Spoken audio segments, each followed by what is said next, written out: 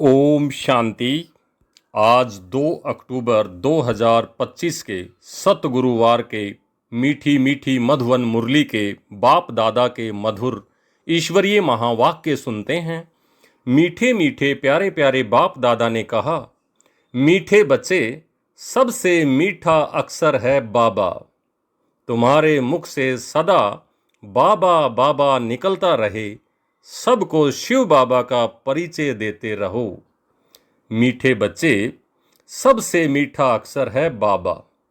तुम्हारे मुख से सदा बाबा बाबा निकलता रहे, सबको शिव बाबा का परिचय देते रहो। प्रश्न है, सतयुग में कोई मनुष्य तो क्या, जानवर भी रोगी नहीं होते हैं, क्यों?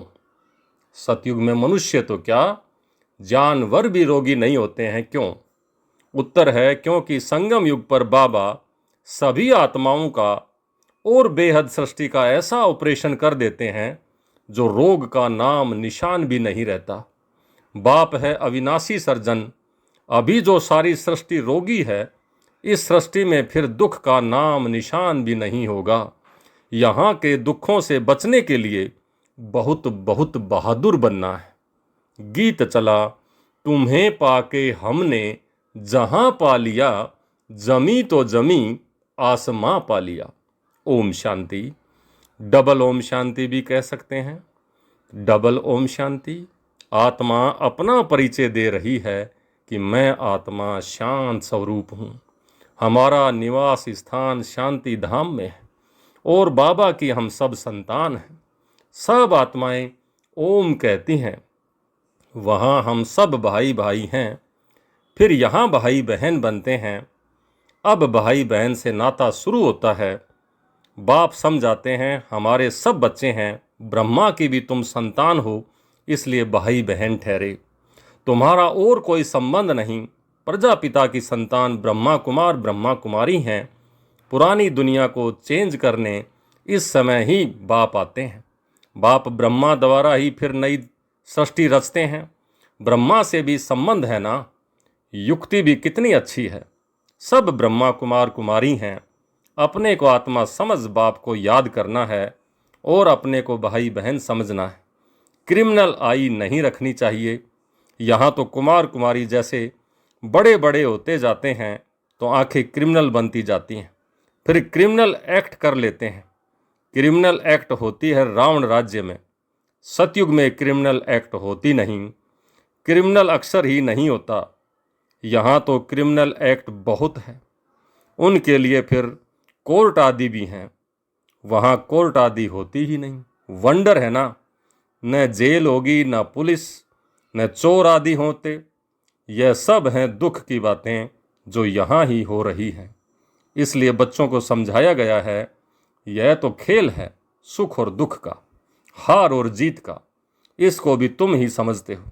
गाया हुआ है, माया से हारे हार है, माया से जीते जीत। तो बाप आकर माया पर जीत आधा कल्प के लिए पहनाते हैं, फिर आधा कल्प हारना पड़ता है। यह कोई नई बात नहीं है। यह तो साधारण पाई पैसे का खेल है। फिर तुम मुझे याद करते हो तो अपना राज्य भाग्य आधा कल्प के लिए लेते हो। रावण राज्य में मुझे भूल जाते हो। रावण दुश्मन है, उसको हर वर्ष भारतवासी ही जलाते हैं। जिस देश में बहुत भारतवासी होंगे वहाँ भी जलाते होंगे। कहेंगे यह भारतवासियों के धर्म का उत्सव है, दशहरा मनाते हैं। तो बच्चों को समझाना है, वह तो हद की बात है। रावण राज्य में तो अभी सारे विश्व पर है, सिर्फ लंका पर नहीं, सारे विश्व में ही रावण का राज्य है।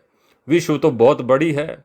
बाप ने समझाया है, यह सृष्टि सारी सागर पर खड़ी है। मनुष्य कहते हैं नीचे एक बैल व गऊ है जिसके सींग पर सृष्टि खड़ी है। फिर थक जाते हैं तो वो सींग बदलते हैं। अब यह बात तो है नहीं।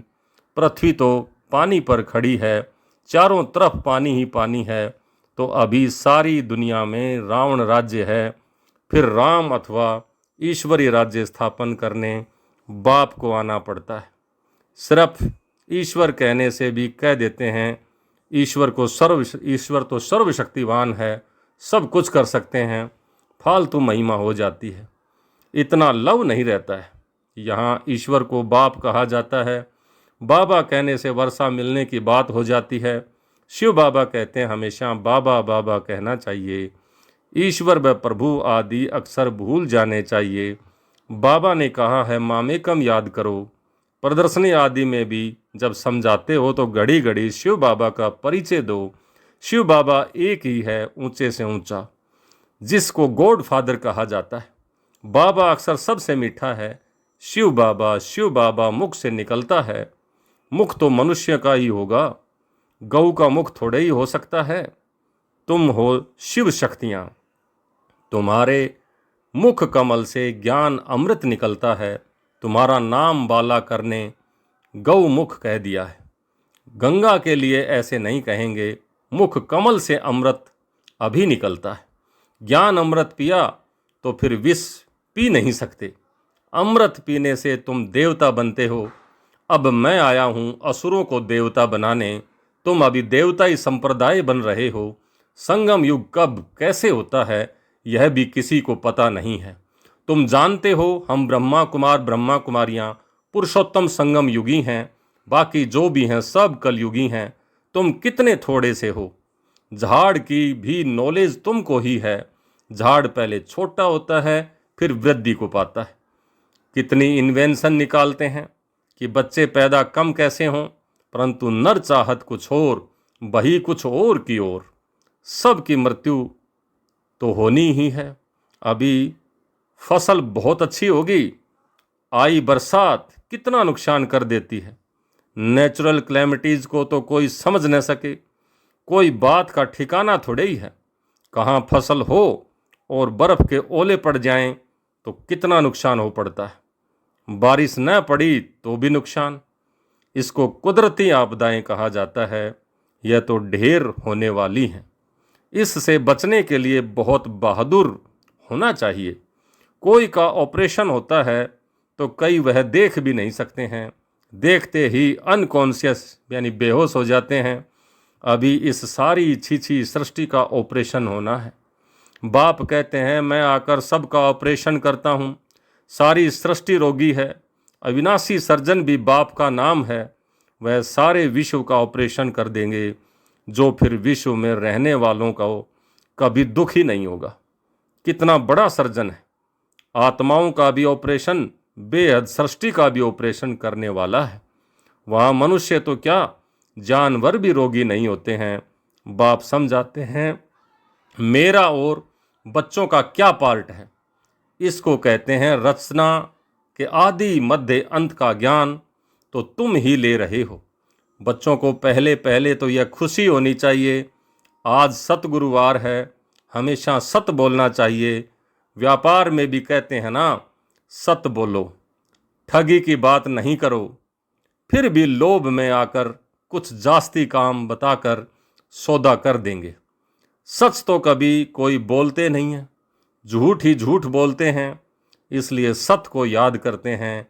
कहते हैं ना, सत नाम सत्संग है। अभी तुम जानते हो बाबा जो सत्य है वही संग में चलेंगे हम आत्माओं के संग। अभी सत्य के साथ तुम आत्माओं का संग हुआ है तो तुम ही साथ जाएंगे। तुम बच्चे जानते हो शिव बाबा आया हुआ है जिसको ट्रुथ कहा जाता है। वह हम आत्माओं को पवित्र बनाकर साथ ले जाएंगे एक ही बार। सतयुग में ऐसे नहीं कहते हैं कि राम राम संग है, यह सतनाम संग है। नहीं, बाप कहते हैं अभी मैं तुम बच्चों के पास आया हूँ, नैनों पर बिठाए ले जाता हूँ। यह नैन नहीं, तीसरा नेत्र की बात है। तुम जानते हो इस समय बाप आए हैं, साथ ले जाएंगे। शंकर की बारात नहीं, यह शिव के बच्चों की बारात है। वह पतियों का भी पति है। कहते हैं तुम सब ब्राइड्स हो, मैं हूँ ब्राइड ग्रूम। तुम सब आत्माओं का साजन, तुम सब आत्माएं आशिक हो, मैं हूँ सब आत्माओं का मासूक। मासूक एक ही होता है ना। तुम आधा कल्प से मुझ मासूक के आशिक हो। अभी मैं आया हूँ, तुम सब भक्तियाँ हैं। भक्तों की रक्षा करने वाला है भगवान। आत्मा भक्ति करती है शरीर के साथ। सतयुग त्रेता में भक्ति होती नहीं। भक्ति का फल सतयुग में भोगते हो, जो अब बच्चों को दे रहे हैं। वह तुम्हारा माशूक है जो तुमको साथ ले जाएंगे, फिर तुम अपने पुरुषार्थ अनुसार जाकर राज्य भाग्य लेंगे। यह कहाँ भी लिखा नहीं है। कहते हैं शंकर ने पार्वती को अमर कथा सुनाई। तुम सब हो पार्वतियाँ, मैं हूँ कथा सुनाने वाला अमरनाथ। अमरनाथ एक को ही कहा जाता है, ऊंचे से ऊंचा बाप। उसको तो अपनी देह है नहीं। कहते हैं मैं अमरनाथ, तुम बच्चों को अमर कथा सुनाता हूँ। शंकर पार्वती कहाँ कहाँ से आए? तो शंकर पार्वती तो बाबा कहता है ये यहाँ कहाँ से आए, वह तो है ही सूक्ष्म वतनवासी। तो मैं जहाँ सूर्य चांद की भी रोशनी नहीं रहती है, सत्य बाप अभी तुमको सत्य कथा सुनाते हैं। बाप बिगैर सच्ची कथा कोई सुना न सके, यह भी समझते हो विनाश होने में टाइम लगता है। कितनी बड़ी दुनिया है, कितने ढेर मकान आदि गिरकर खत्म होंगे, अर्थक्वेक में कितना नुकसान होता है, कितने मरते हैं, बाकी तुम्हारा छोटा सा झाड़ होगा, दिल्ली परिस्तान बन जाएगी। एक ही परिस्तान में लक्ष्मी नारायण का राज्य चलता है। कितने बड़े बड़े महल बनते हैं, बेहद की जागीर मिलती है, तुमको कुछ भी खर्चा करना नहीं पड़ता है। बाबा कहते हैं इनकी ब्रह्मा की लाइफ में ही कितना सस्ता अनाज था, तो सतयुग में कितना सस्ता होगा, बिल्कुल फ्री। दिल्ली जितने तो एक एक के घर और ज़मीन आदि होंगी। मीठी नदियों पर तुम्हारा राज्य चलेगा, एक एक को क्या नहीं होगा, सदा अन्न मिलता रहेगा। वहाँ के फल फूल भी देखते हो कितने बड़े बड़े होते हैं। तुम सूबी रस पी करके आते हो, कहते थे वहाँ माली है, अब माली तो ज़रूर बैकुंठ में अथवा नदी किनारे होगा। वहाँ कितने थोड़े से होंगे, कहाँ अभी इतने करोड़ों और कहाँ 9 लाख होंगे, और सब कुछ तुम्हारा होगा। बाप ऐसी राजाई देते हैं जो हमसे कोई छीन न सके। आसमान धरती आदि सब के मालिक तुम रहते हो। गीत भी बच्चों ने सुना, ऐसे ऐसे गीत 6-8 हैं जो सुनने से ही खुशी का पारा चढ़ जाता है। देखो अवस्था में कुछ गड़बड़ है तो गीत बजा लो, यह है खुशी के गीत। तुम तो अर्थ भी जानते हो। बाबा बहुत युक्तियां बतलाते रहते हैं अपने को हर्षित मुख बनाने की। बाबा को लिखते हैं बाबा इतनी खुशी नहीं रहती है, माया के तूफान आते हैं। अरे माया के तूफान आए, तुम बाजा बजा लो। खुशी के लिए बड़े बड़े मंदिरों में भी फाटक पर बाजा बजता है ना, बजता रहता है।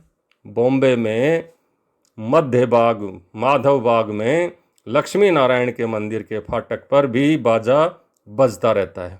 तुमको कहते हैं यह फिल्मी रिकॉर्ड क्यों बजाते हैं, उनको क्या पता यह भी ड्रामा अनुसार काम में आने की चीज़ें हैं। इनका अर्थ तो तुम ही बच्चे समझते हो, यह सुनने से भी खुशी में आ जाएंगे, परंतु बच्चे भूल जाते हैं। घर में किसी को गमी होती है तो भी गीत सुनकर खुश होंगे, यह बहुत वैल्यूएबल चीज़ है। कोई के घर में झगड़ा चलता है, बोलो भगवानोवाच, काम महाशत्रु है, इस पर जीत पाने से हम विश्व के मालिक बनेंगे, फिर फूलों की वर्षा होगी, जय जयकार हो जाएगी, तो सोने के फूल बरसेंगे। तुम अभी कांटे से सोने के फूल बन रहे हो ना, फिर तुम्हारा अवतरण होगा। फूल नहीं बरसते, लेकिन तुम फूल बन करके आते हो। मनुष्य समझते हैं सोने के फूल बरसते हैं। एक राजकुमार विलायत में गया, वहाँ पार्टी की थी, उसके लिए सोने के फूल बनवाए, सबके ऊपर वर्षा की, खुशी के मारे इतनी खातरी की, सच्चे सच्चे सोने के बनाए। बाबा उनकी स्टेट आदि को भी अच्छी रीति जानते हैं। वास्तव में तुम फूल बन करके जाते हो, सोने के फूल तुम ऊपर से उतरते हो। तुम बच्चों को कितनी लॉटरी मिल रही है विश्व की बादशाही की। जैसे लौकिक बाग बच्चों को कहते हैं तुम्हारे लिए यह लाया हूँ, तो बच्चे कितना खुश होते हैं। बाबा भी कहते हैं तुम्हारे लिए बहिश्त लाया हूँ, तुम वहाँ राज्य करेंगे, तो कितनी खुशी होनी चाहिए। कोई को छोटी सौगात देते हैं तो भी कहते हैं बाबा आप तो हमको विश्व की बादशाही देते हो, ये सौगात क्या है उसके सामने।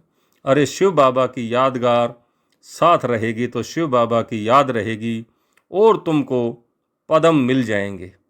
अच्छा, मीठे मीठे सिक लिधे बच्चों प्रति मात पिता बाप दादा का याद प्यार और गुड मॉर्निंग। रूहानी बाप की रूहानी बच्चों को नमस्ते। हम रूहानी बच्चों की रूहानी बाप दादा को याद प्यार, गुड मॉर्निंग और नमस्ते। नमस्ते बाबा, बहुत बहुत शुक्रिया। धारणा के लिए मुख्य सार।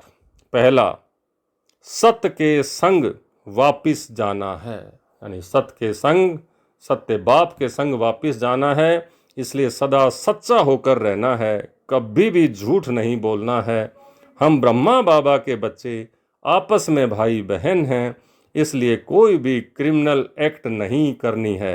भाई भाई और भाई बहन के सिवाय और किसी संबंध का भान ना रहे। आज का वरदान, याद के बल से अपने व दूसरे के श्रेष्ठ पुरुषार्थ की गतिविधि को जानने वाले मास्टर त्रिकालदर्शी भव। याद के बल से अपने व दूसरे के श्रेष्ठ पुरुषार्थ की गतिविधि को जानने वाले मास्टर त्रिकालदर्शी भव। जैसे साइंस वाले पृथ्वी से स्पेस में जाने वालों की हर गतिविधि को जान सकते हैं, ऐसे आप त्रिकालदर्शी बच्चे साइलेंस अर्थात याद के बल से अपने व दूसरों के श्रेष्ठ पुरुषार्थ व स्थिति की गतिविधि को स्पष्ट जान सकते हो। दिव्य बुद्धि बनने से, याद के शुद्ध संकल्प में स्थित होने से त्रिकालदर्शी भव का वरदान प्राप्त हो जाता है और नए नए प्लान प्रैक्टिकल में लाने के लिए स्वतः इमर्ज होते रहते हैं। स्लोगन, सर्व के सहयोगी बनो तो स्नेह स्वतः प्राप्त होता रहेगा।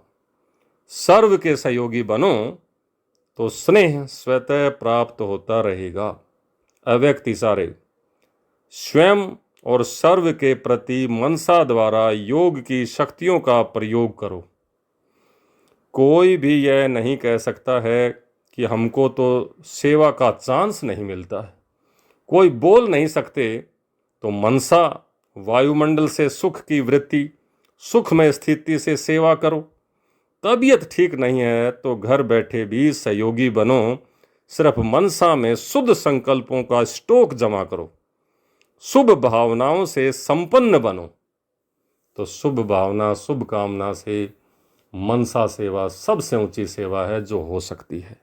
ओम शांति।